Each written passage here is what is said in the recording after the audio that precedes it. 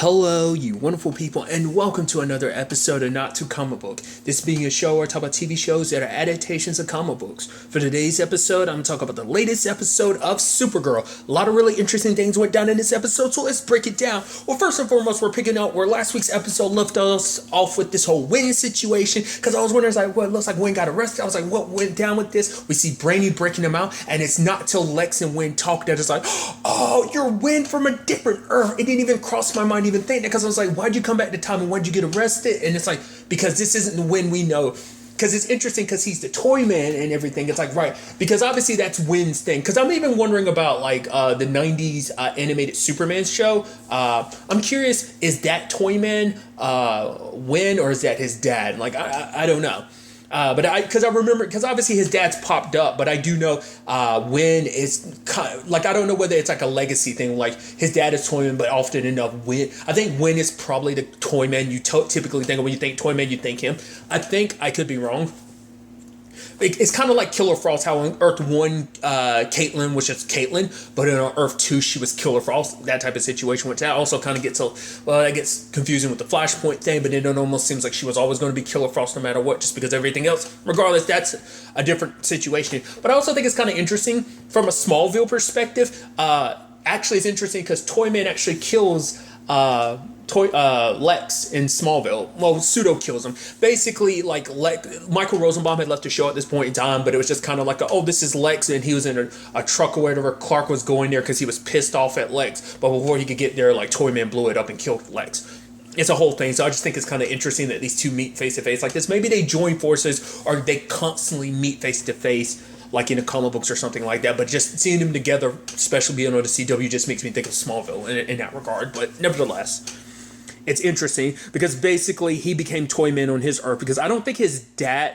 Well, I think his dad did become Toyman, but he took the name from his dad. Obviously, Wynn never went down that route on this Earth. But it turns out this whole plan was to basically have Wynn cause a whole bunch of issues, because basically they knew it would affect Wynn, who's in Earth 1. Well, this Earth's Wynn in the future, so he'd have to come back in time and stop him, and to preserve his future, to preserve his timeline, because it would change everything, and it does later on, because obviously he's got a wife and kids. He has a wife and daughter that has to be, they have to be protected, but obviously, this whole thing didn't go the way, Brainy thought it would. And it is interesting to fully see Brainy is, because it's not even the thing of Brainy's fully emotionless. He's trying to be, but you can tell he's not as completely blocked out of just being completely emotionless. There is some emotion there. You can just feel him blocking his emotions, pushing them down, rather than being completely emotionless and being fully logical, which even now Lena knows that Brainy is working with Lex. She's like, promise me no one's gonna get hurt, and he's like, I promise you no one will. But that's the thing, Lex doesn't care about collateral damage. If there's collateral damage, who cares? As long as I get what I want, that's all that matters. Because I didn't fully understand what they were trying to do, but now it makes sense. Get Wynn to come with his Legionnaire ship, hop aboard, and get any future knowledge that they have about Leviathan, which Lex finds out about. What's her name? Jenna. Because he saw pictures of her and Romagon basically dating back for long periods of time, and so it's okay, now he pieces together that Jenna and Andrea have a connection because of the whole obsidian thing, and it's and for him it's well, that makes perfect sense. Which, on that subject, this episode did confirm something I brought up last episode, because I was thinking the fact is, the way she didn't know that Jenna was part of Leviathan, Andrea, it made last episode I was so she can't have interacted with them like that if she doesn't realize Jenna is one. Because I feel because I know she was around Robocon, but I can't remember Jenna was around when she was working for them and everything. I think she was, but nevertheless, it's just their interactions last episode made me think, oh, maybe they don't know each other. And even Lena confronted her about my mom's necklace, my mom that coin, the whole thing between her and her mom, and obviously finding out that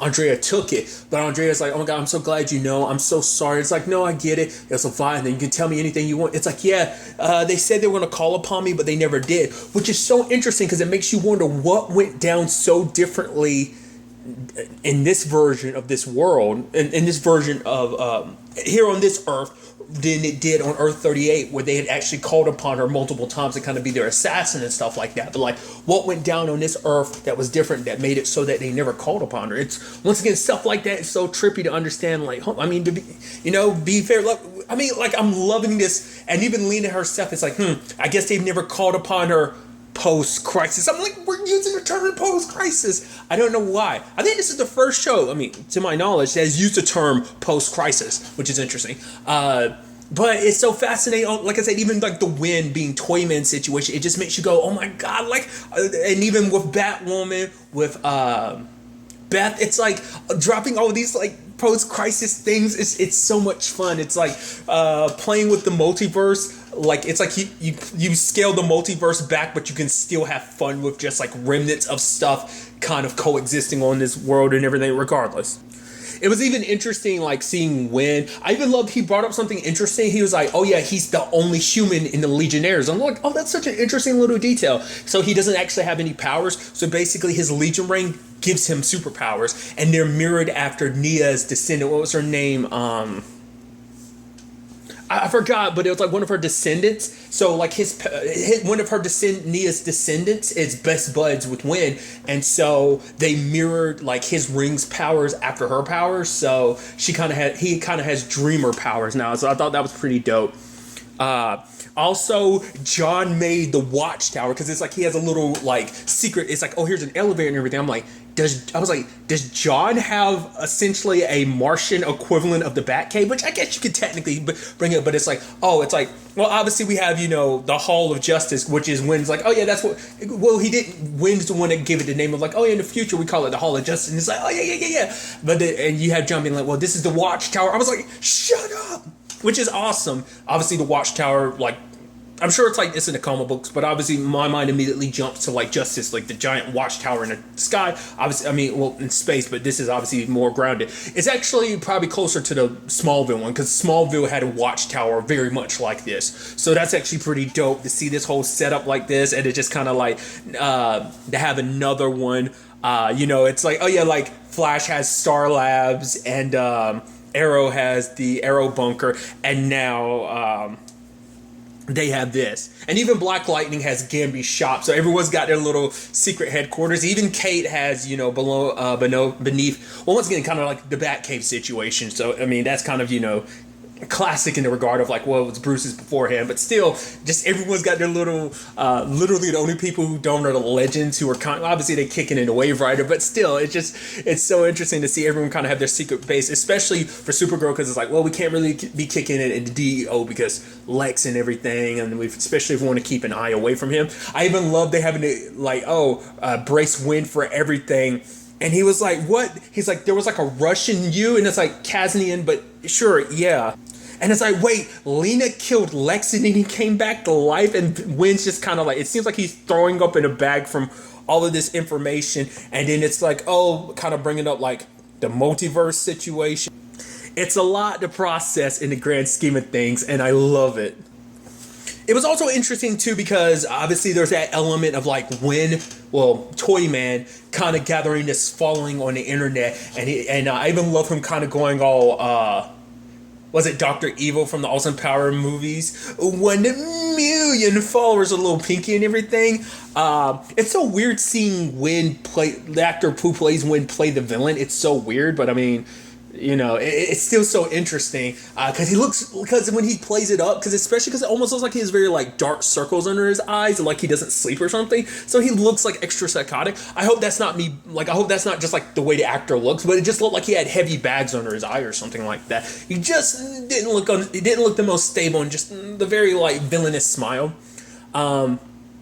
I'm kind of bummed they probably won't, like, I think, because when I think Toyman, I think of, like I said, the 90s Superman cartoon with like the big gigantic head, toy head. Like, it makes me think of that. I'm like, oh, it's kind of a bummer you're never going to get that, because even Winn's dad never had that. Because I mean, it's that thing of translating it from TV, from like cartoons and comic books to TV shows. Not everything's going to be one-to-one. It's kind of like you had to make your alterations and make things at least fit, because I think if they did that, it'd probably be, I guess, a little too cartoony. I personally would be like, I kind of really dig it, but hey, that's just me.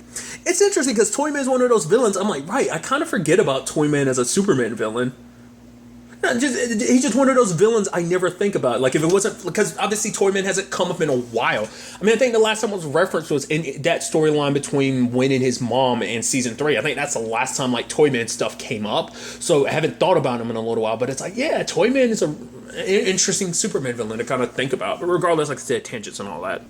And obviously at the same time all of this is happening, you have, Brainy kind of dealing with the fact is that like things aren't going according to plan. Like, it was supposed to be a thing of like, we stop Toyman before anything got bad, but it's like, nope, Toyman managed to escape. There was even that moment like,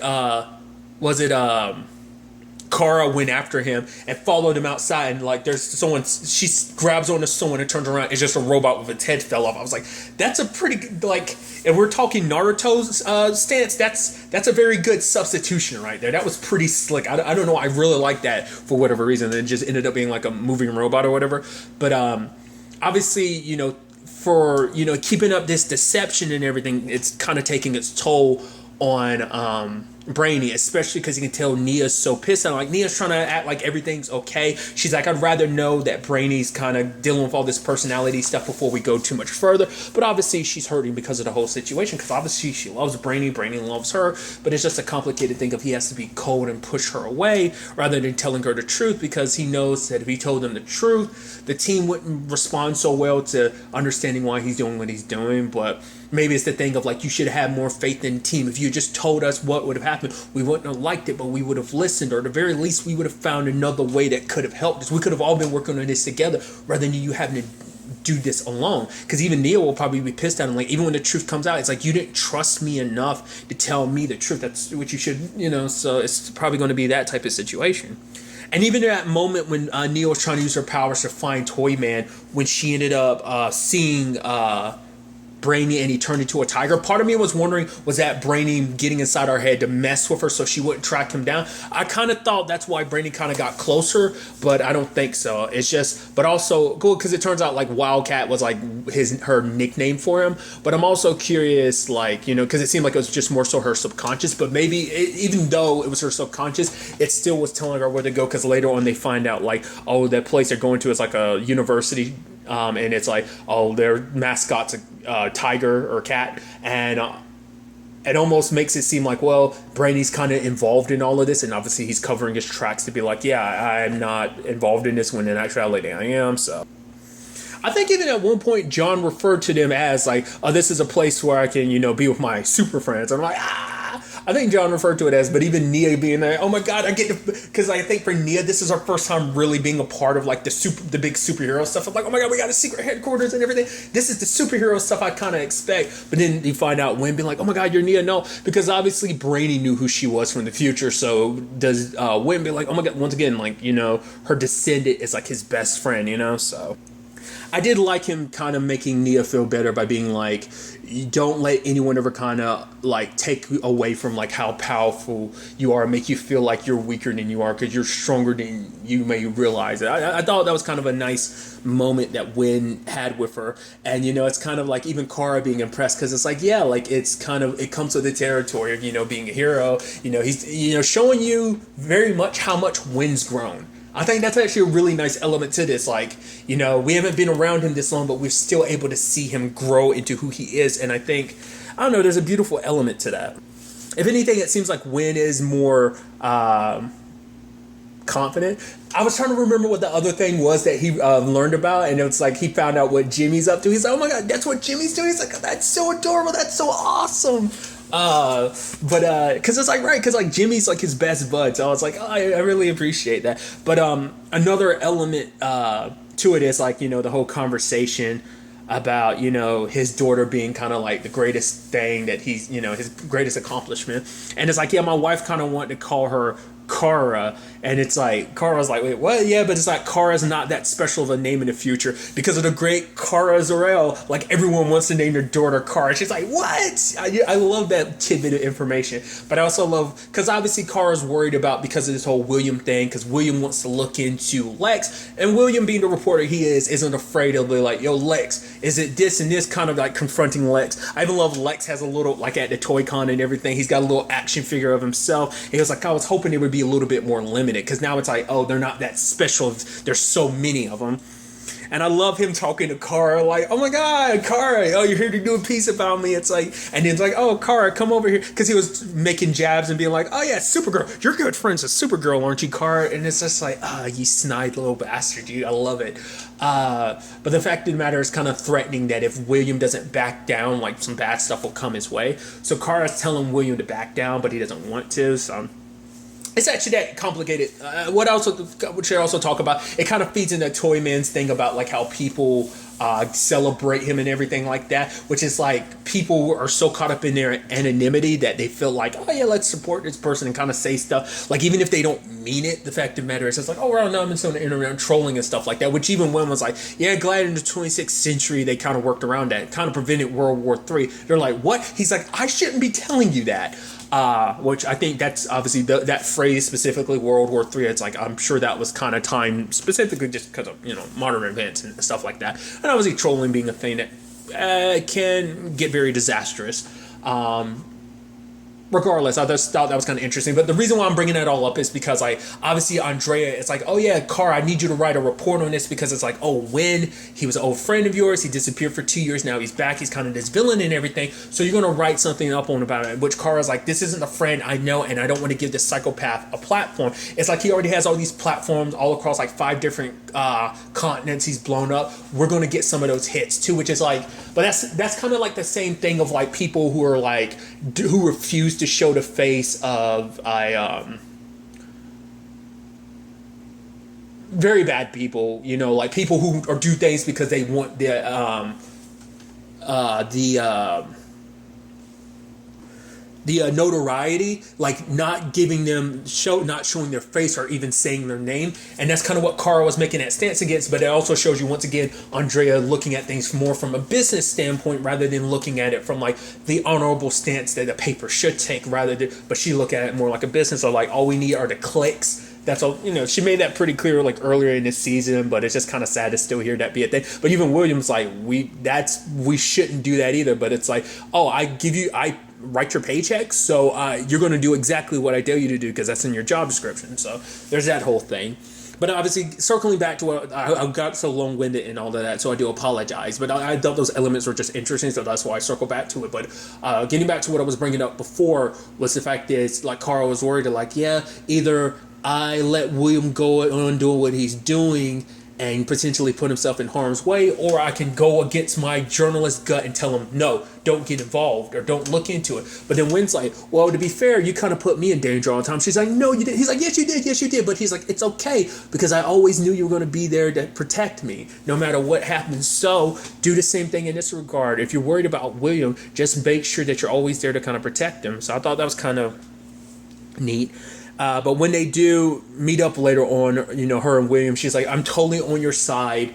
And it's like going forward, two heads are better than one. Like, as long as we're working as partners, then everything will be a little bit better. So I thought that was kind of a neat element of her, it's like, because they were already kind of partnered up before, but obviously because this being a new world and everything, he doesn't remember that. So that relationship they had pretty much got undone. But it is nice to see that kind of being repaired and remade under similar yet different circumstances. So I even liked everyone gathered around kind of playing and stuff like that. It was super cute. Them playing Jenga, new and old friends unite. And it was almost like, oh yeah, Marty, which is Wynn, but he's wearing glasses. It's like, oh yeah, part of me was like, is that him doing his Superman thing of wearing glasses to kind of hide his identity? Is that what that's supposed to be? That's what I immediately went to, but I was like, maybe not the case. I don't know. I'm wondering, is Wynn going to stick around? They didn't show him leaving immediately, so that makes me think he might be sticking around. Maybe not. Maybe he kind of leaves in between episodes, so maybe it's going to be something like that. But regardless, we'll ultimately have to wait and see. we did have that interesting conversation between Win and Brainy, because it's like during the fight and stuff like that, which I even love. Win showed Nia like, wait, my powers could be used like that. She's like, holy crap. Also, once again, you know how much I love speeder stuff. It's like when Win tried to talk down Toyman, because it's like, you don't have to go down this route. The fact of the matter is, you can change. Like, our father's disposition doesn't have to be yours. Like, you don't have to be so set in stone in this way. This isn't just the one way your life has to go down. But for him, it's like, this is who I am. And so he blew up the place. And I like that Win kind of put up, using the Dreamer ability, kind of puts up his shield. And while the explosions happen, Kara is zipping around, grabbing up everyone. I'm like, dude, once again, speedster stuff is my favorite. So I love stuff like that. But Win could tell that, you know, it's like, obviously you care about her, Brainy, because it's like, the fact is, I saw the concern in your eyes, so like, why are you pushing her away? And Brainy explained everything, which Win was pissed at first, because that meant you jeopardize my life and my wife and child's life. I get what, but eventually he's like, well, it worked out in the end, and he understands what it means to kind of fight for your future.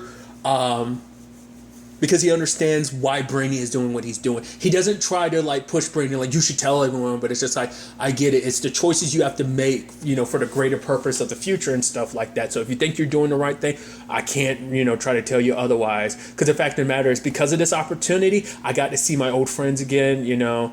And the fact of the matter is, and Brandon was like, does that include me? He's like, yeah, that still includes you too. So I thought that was kind of a neat element, but I think that's going to make, I'm curious to see what that means, because I think it might reinvigorate Brandon to be like, then what I'm doing is okay. Like, I got to be more careful about it. I got to account for the chaoticness that is, you know, Lex Luthor when I decide to make moves going forward. You know, we'll see. Because their job isn't done until Leviathan's taken care of, so they're still going to continue working together. You know, obviously on Brady's side, it's going to be very reluctant, but obviously he knows the longer he keeps this up, he knows the more and more it's going to end up pushing Nia away, and he might not be able to repair that relationship. Even to the point, he's probably not going to hang around the others as much either, because he knows that it's just going to cause more pain for Nia, and it kind of puts the rest of his friends in an awkward position too, so he's not trying to go down that route. Well, what's interesting is Wynn also mentioned it's like, oh yeah, like having to join together and defeat your cousin, which is like, oh, because maybe they had brought that up when Brainy originally popped up in season 3, but the fact is that because I'm assuming he was referencing Brainiac, so I'm like, so Brainiac must be his cousin, which is, well, I guess it kind of fits with, well, Kate being Bruce's cousin and Kara being Superman's cousin, you know, it kind of, you know, makes sense in the grand scheme of things, but nevertheless. And obviously, you know, I even love that moment between Lex and Lena. It's like, oh, give her Q-Wave so she's a step closer to her project. So it's like, oh, you know, it's like, oh, look at them working together. And I love Lex being like, well, if only Mom could see us now. And Lena's like, basically, don't ruin this moment between us right now by saying something like that. So, but obviously the stinger at the end I really like is the fact is that it's like, okay, show it. And Toyman's whole thing was like, oh, like Wynn had said, I want it to be immortalized. And obviously we see on one of his computers, we see that there's a program of him. So I guess he digitized like a program that kind of replicates himself, so Toyman isn't gone, he's still there. I mean, it's kind of interesting because it kind of applied the same way to Wynn's dad, because there was that lady who had become obsessed with him that kind of continued on the Toyman route, so it's only befitting, almost interestingly enough, to kind of like take that element and kind of apply it in a different way of like, oh, well, because obviously that whole thing never happened on I'm assuming it still did happen on her. So once again, we don't know the ins and outs of like how much changed, you know, in a grand scheme of things. But I thought that was pretty neat to be like, oh, Toyman isn't 100% gone. He still exists in that program, so don't count him out. This Earth still has a Toyman to, you know, potentially deal with in the future. So I just thought that was kind of pretty neat. So, but I'm very interested to see ultimately where all this ends up taking us going forward into the next episode. Like Batwoman, Supergirl is going on a break and will be returning on February 16th. So do keep that in mind. But really, that's all I want to talk about. Until the next time we meet, be happy, be safe, live life to the fullest, and enjoy it. Good day and goodbye.